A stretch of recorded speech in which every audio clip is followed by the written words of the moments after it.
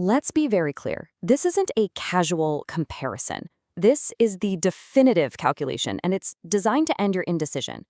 So, we'll begin with the indictment. The core inefficiency we're targeting is cognitive fragmentation. You're toggling between OpenAI and Google, acting as if your intuition is a strategy.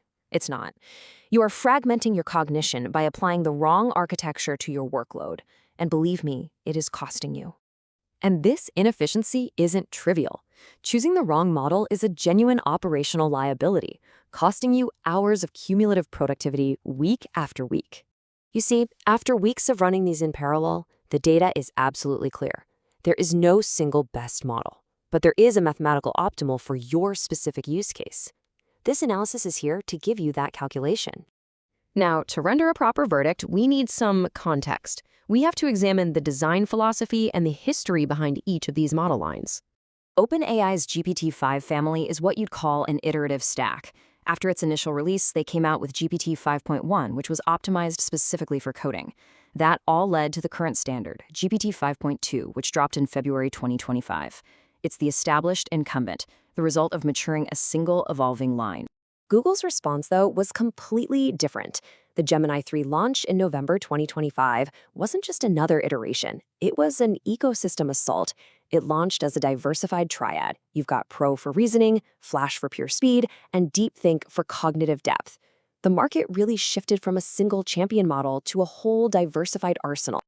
All right, now we move to the evidence. Let's examine the raw, objective data on performance and capability.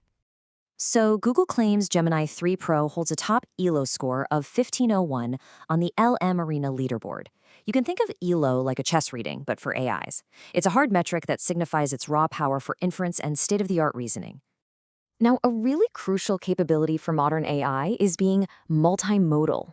This is simply the ability for a model to natively process and understand multiple types of data, to move way beyond just text.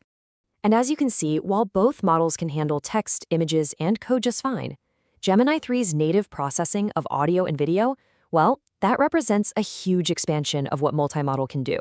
This is a critical point of difference. When it comes to coding, their strengths really diverge.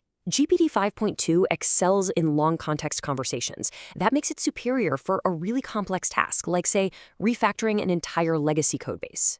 Gemini, on the other hand, it leverages its deep integration with Google's own developer tools, and its Flash variant is optimized for pure velocity, just rapidly generating boilerplate code for a new microservice. The evidence has been presented. We now proceed to the cross-examination, where we expose the inherent flaws and the hidden costs of each platform. Interestingly, one of the key pieces of evidence comes from OpenAI's own documentation. This is their admission of the model's built-in limitations, acknowledging both the potential for bias from its training data and the reality of its knowledge cutoff date. But here's the crucial point. Neither company is being fully transparent. OpenAI is guarded on the specifics. Google is a bit more forthcoming, emphasizing its diverse data set to try and reduce errors. But for any of you working with proprietary information, that lack of total transparency is a critical risk you have to consider. Now let's examine the cost.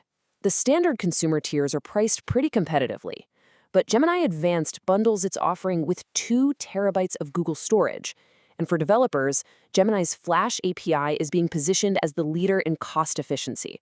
So the value calculation here isn't about the sticker price. It's about your existing digital infrastructure and your real development needs. All right, all the evidence has been presented. The cross-examination is complete. We can now deliver the final verdict, framed as your own personal efficiency calculation. This decision framework synthesizes all that evidence into a clear, actionable plan. It's based on just 3 steps. 1. Prioritize your need for flexibility. 2. Assess your current ecosystem. And 3. Determine your actual requirement for speed and cost efficiency. So the final logic is clear. You choose GPT 5.2 if you require maximum flexibility, if you need access to its extensive third-party plugin ecosystem, and if your work demands superior long-form conversational context. You choose Gemini 3 if you are already deeply embedded in Google's ecosystem. You require native multimodal inputs like video and audio, and you need the speed and cost efficiency that comes with the Flash variant. And just remember, the objective here is not to find the theoretically best model. It is to find the one that makes you more productive. These are tools. They are designed to augment your ability, not to replace your judgment. The calculation is complete. The logic is sound. The only remaining variable is you. Will you execute?